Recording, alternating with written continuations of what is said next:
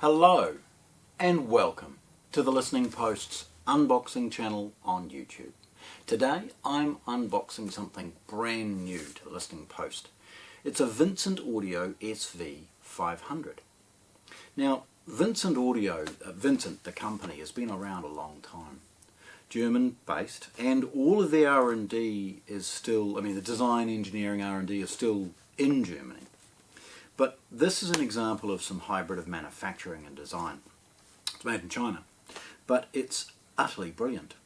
To hit such an aggressive price point with some of the best engineering behind it, some of the best combination of valve and solid-state amplification, and a wonderful feature set for such an affordable price is utterly brilliant.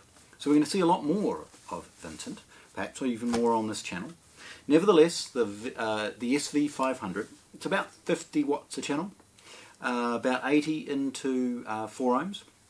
It's a hybrid integrated amplifier, so it has a valve preamp and then a solid state amplification stage.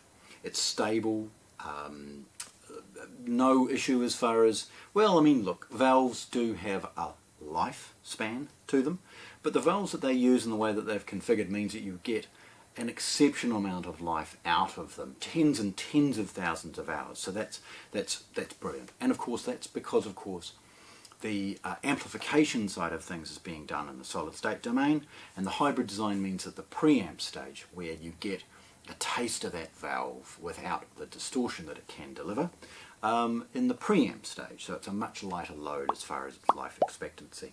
Okay, so let's have a look. So firstly, their packaging is pretty muted. It's designed as function. We've got some freight information and some scannable information associated with the product's model and serial number on one corner. Vincent Audio, and proudly German, the German brand since 1995. Opening these is really straightforward. It's just sellotape closed. We immediately see that this particular carton would have been opened by the distributor in advance and a New Zealand power cord put in. So you see that next layer, which is the double boxing associated with it, has already been opened. It's very common in New Zealand to see the international power cords discarded and New Zealand ones put in. I'm going to make it easy on myself and just roll this over and take the outer now freight carton off before getting rid of it. Right, rolling it back over, we see an emulation of the Vincent logos and scannable information, meaning if that particular carton gets really roughed up in freight or lots of courier labels all over it, you can get rid of it and keep an original box to protect it should there ever be a problem or a reason that you need to freight it somewhere. Opening the next part's pretty straightforward, and we get to see some of the accessories and things that the unit comes with. Firstly, some unboxing information, some basic information about Vincent and other important things. And this is what is always surprising with products at this price point. Look at the accessories it comes with. So firstly, starting with the traditional New Zealand power cord, okay? But it also comes with a relatively competent optical cable. It's white with some blue plugs on it.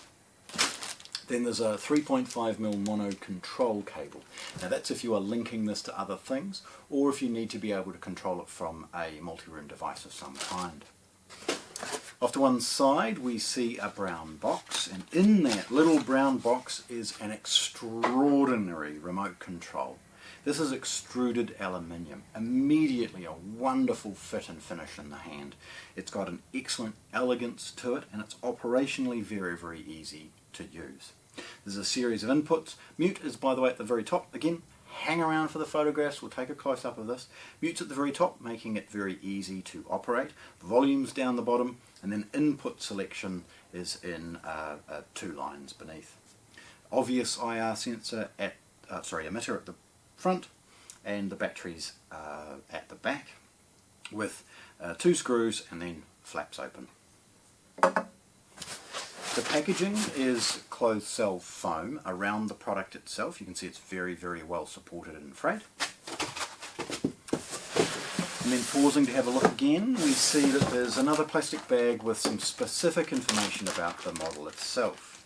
Now of course there's a whole range of Vincent audio right up the food chain, including little half-size things, phono preamps, DACs, 2-box phono preamps, so it's wonderful. Got a nice little colour brochure showing off the rest of the range.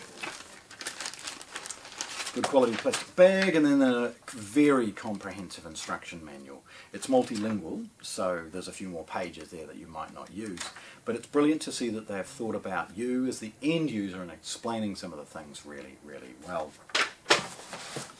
At this point now, this is their sort of entry-level product of this calibre and size, so it's not very heavy. Coming in at about sort of 10 kilos, it's pretty straightforward to lift out of the box. And other than a desiccant bag for the purposes of keeping it dry, we've got nothing else at the bottom. Now, this point is pretty straightforward. We've got one of those semi-soft polished bags with a little drawstring. Getting the unit out of that bag is pretty straightforward. It's an oversized bag, but for obvious reasons the feet are going to restrict the ability to slide it off. So it's sort of a two-stage process as far as drawing it off quietly and patiently rather than potentially getting it snagged.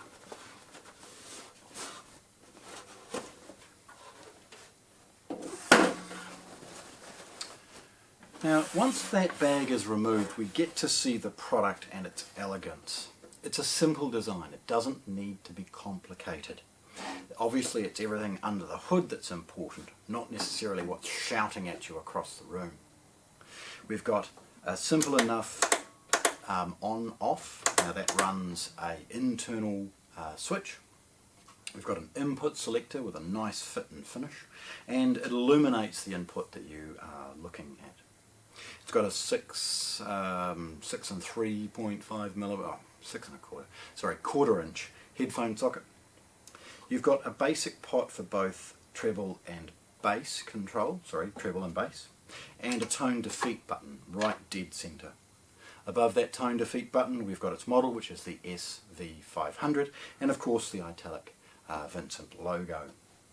We've got the infrared sensor and then a traditional mute button as well.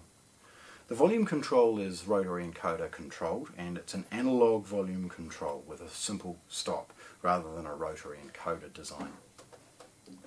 Leaning it forward, we see that the ventilation is central in its setup, and again, it's only about 50 watts, it doesn't need elaborate airflow, but the heatsink is central, as you can see. Looking at the unit, you can see that the two-tone approach wins out as far as the design here, with a black cover and a silver front, and it's not really very deep. It's got to have enough of a physical size to be able to perform in its role, but not so big that it's too deep to fit on a traditional rack. Looking at the back, we get to see some of the magic that they've introduced with the Vincent products. Firstly, it's got Bluetooth on board. Secondly, it's got a couple of digital inputs, both optical and coaxial digital input, and an excellent quality Burr Brown DAC on board. It's got 4 traditional stereo or line inputs, each marked S1, 2, 3 and 4. And again, that's selectable off the front and the remote control. It's got a pre-out. Now that means if you wanted to, you could use this as a valve preamp, although the quality of the sound for the money, you're going to use this as an integrated amplifier and then potentially add a power amplifier later on to add a little bit more dynamics if you want. We've got a 3.5mm in and out for, output only actually, 12 volt. This is to turn on related devices. Again, power amp is the most obvious. Model and serial number information, scannable, and then a voltage selector allowing you to change the, from European to the US voltage if required. Beneath it is the standby circuit, which is the auto on-off. If left alone with no input commands from the remote, don't change the input, don't change the volume, then it will go into standby after a period of time. You have the ability, if you listen for a prolonged period of time at a set volume, you have the ability to turn that automatic feature off. Then we've got a traditional fuse holder, which is accessible with a Phillips drive or a traditional flathead if required, and then a 3-pin IEC power socket. Finally, the speaker outputs, and these are clearly marked right and left and black and red for positive and negative. The fit and finish is surprisingly good on these particular binding posts.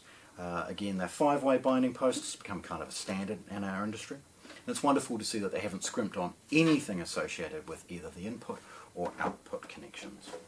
So, there we have it. The Vincent SV500. 50 watts, integrated amplifier, hybrid design, valve preamp, solid state, power amp, all in one elegant box. Wonderful to have unboxed and shared it with you today at the Listening Post in Christchurch, New Zealand. Thanks for watching. If you want to see more, subscribe to our channel.